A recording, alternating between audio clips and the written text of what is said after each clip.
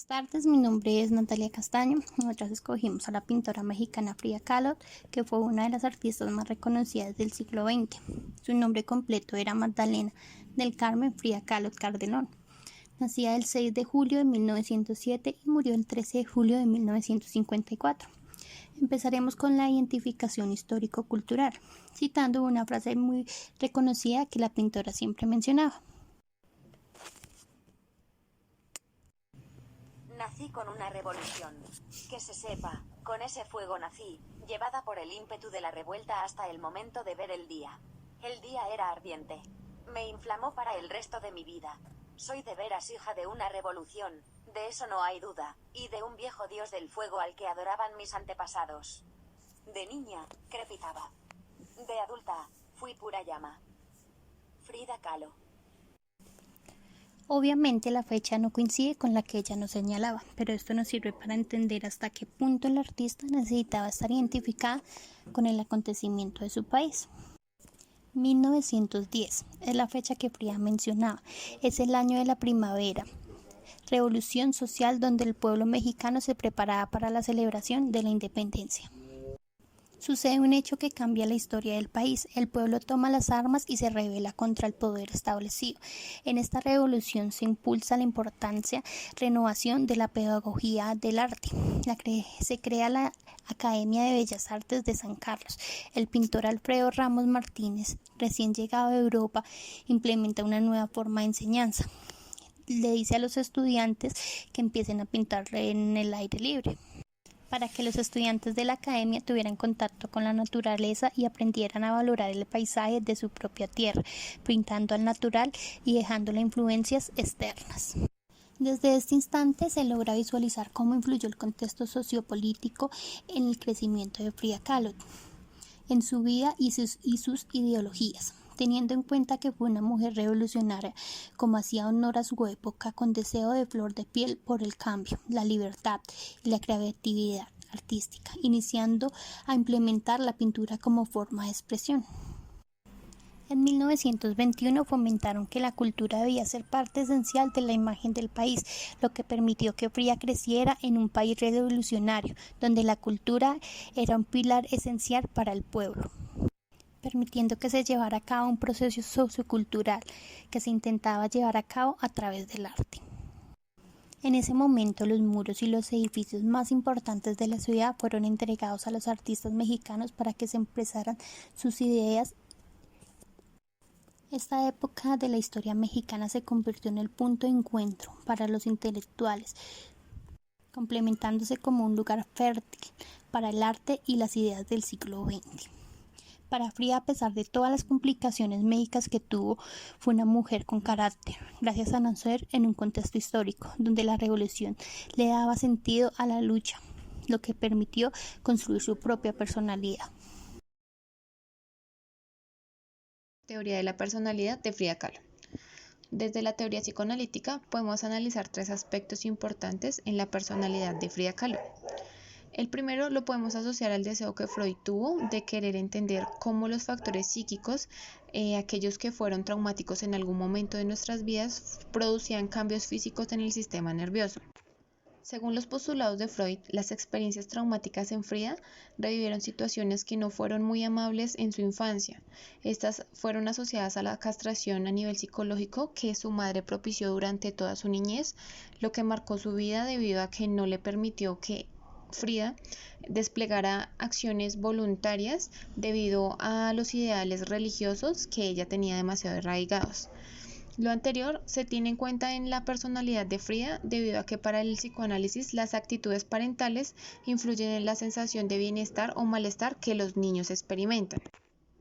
Por esto, Frida consideró que en el momento en que empezó a padecer poliomielitis, que fue una enfermedad infecciosa a su médula espinal que empezó a vivenciar a partir de los 6 años y no le permitió moverse durante 6 meses. Este tiempo ella estuvo en su habitación encerrada y digamos que vivenció un desdoblamiento en cuanto a su personalidad. Ella creó una imagen o una amiga imaginaria para aplacar aquella angustia que sentía en cuanto al tema de la masturbación que ella sentía placentera.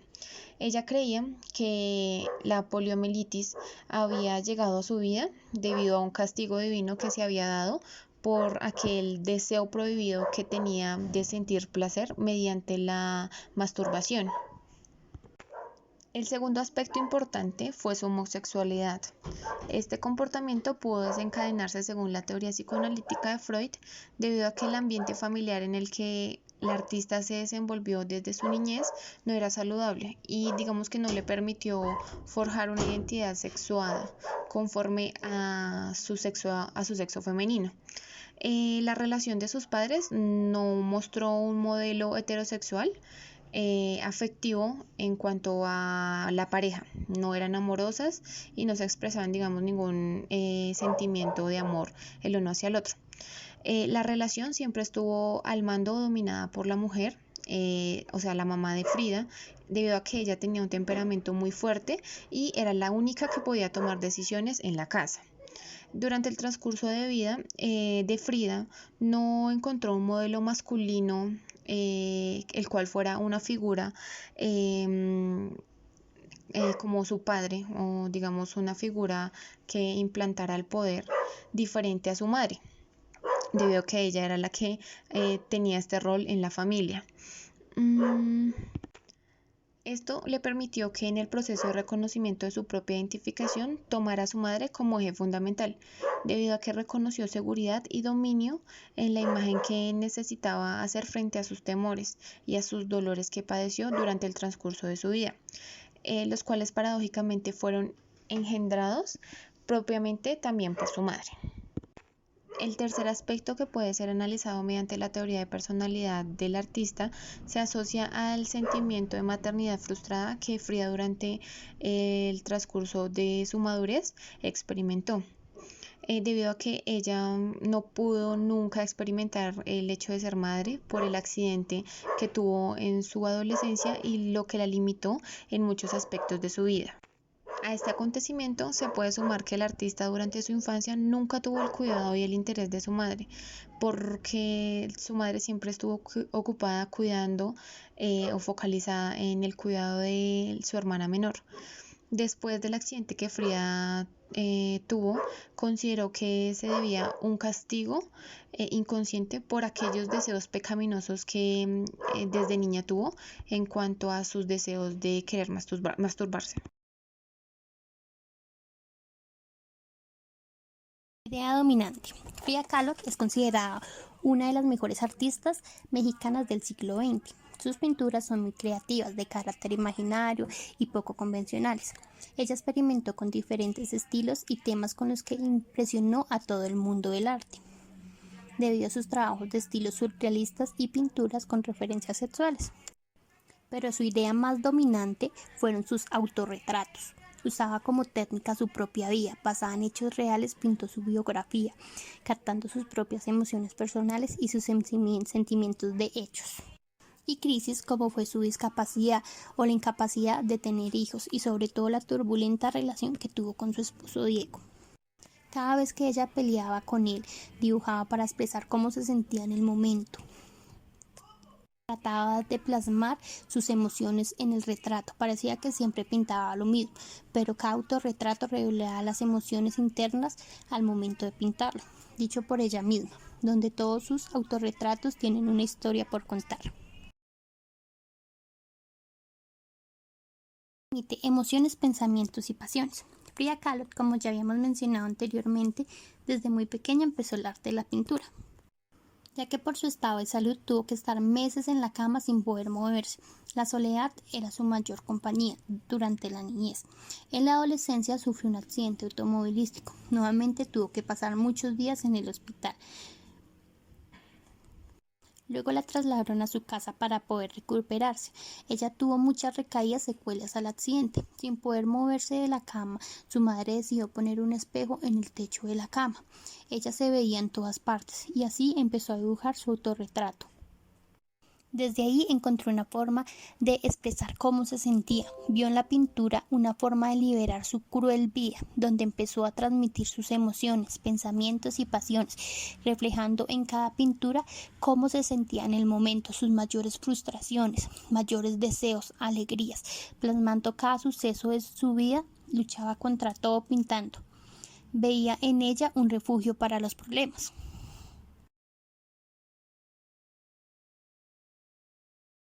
Teoría de la personalidad según el psicoanálisis.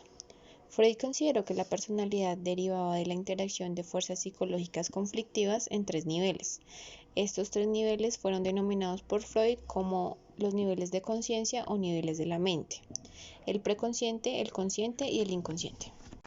La mente consciente fue denominada por Freud como el proceso mental que permite pensar, hablar racionalmente e incluso memorizar. La mente preconsciente es aquella que incluye la información en la que en el momento no se está pensando, pero que puede ser recordada en algún momento de la vida del ser humano. Freud planteaba que los pensamientos se podían mover con rapidez del uno al otro. Y la tercera mente fue denominada por Freud como la mente inconsciente. Es aquella en donde se guardan los sentimientos, pensamientos, impulsos y recuerdos que se encuentran fuera del conocimiento consciente. Estos pensamientos son inaceptados y desagradables para el ser humano y pueden influir en la conducta o en las experiencias. Por lo anterior, planteó tres estructuras básicas de la personalidad: el ello, el yo y el superyo. El ello es impulsado por el principio del placer. Busca satisfacer deseos y necesidades. Si esto no se logra en un tiempo establecido, el resultado es que el ser humano entra en un estado de ansiedad o de tensión. El yo se basa en el principio de la realidad. Busca satisfacer aquellos deseos y necesidades que el yo se plantea de forma realista y socialmente adecuada. Mientras que el superyo perfecciona y permite civilizar el comportamiento humano, busca suprimir los impulsos inaceptables del ello y hace que los actos del yo se realicen conforme a las normas sociales establecidas. Análisis final. El impresionante deseo de Frida de la liberación, tanto de sus dolores como de las represiones que vivió a nivel político, social, familiar y en su tormentosa relación con Santiago, quien fue su esposo, construyeron acontecimientos que no le permitieron llevar a cabo una vida de manera plena a nivel emocional. Esto fortaleció sus ideales y deseos de revolución y búsqueda de equilibrio, lo que siempre quiso expresar mediante sus pinturas surrealistas, especialmente en los autorretratos que plasmaba, donde capturaba sus propias emociones y sus sentimientos sobre las crisis que había experimentado en el transcurso de su vida. Así como deseaba emitir un mensaje con cada uno de los trazos que pintaba, buscaba hacerlo de la misma manera con los colores que utilizaba. Los cuadros del artista son característicos por los colores vibrantes y brillantes que empleaba, a los cuales en sus escritos los denominó de alguna manera con el fin de que mostraran significativamente lo que sentía en el momento de utilizarlos y de las vivencias que padeció durante su niñez. Frida guardó en la mente inconsciente aquellos pensamientos, recuerdos e impulsos desagradables que vivenció en el transcurso de su vida, lo que influyó en su conducta desafiante, dominante y revolucionaria, queriendo mostrar su inconformidad con ideales políticos de su época, los dolores que dejó el accidente de tránsito que sufrió en su adolescencia y que la acompañaron hasta el último día de su existencia, el desamor que vivió durante su unión con Santiago y su infertilidad. Situaciones que marcaron de manera negativa su experiencia, mientras que el yo, impulsado durante su adolescencia por el deseo pecaminoso de buscar placer mediante la masturbación y demás necesidades, siendo regulados por el yo y el superyo mediante el uso del arte como forma socialmente aceptada.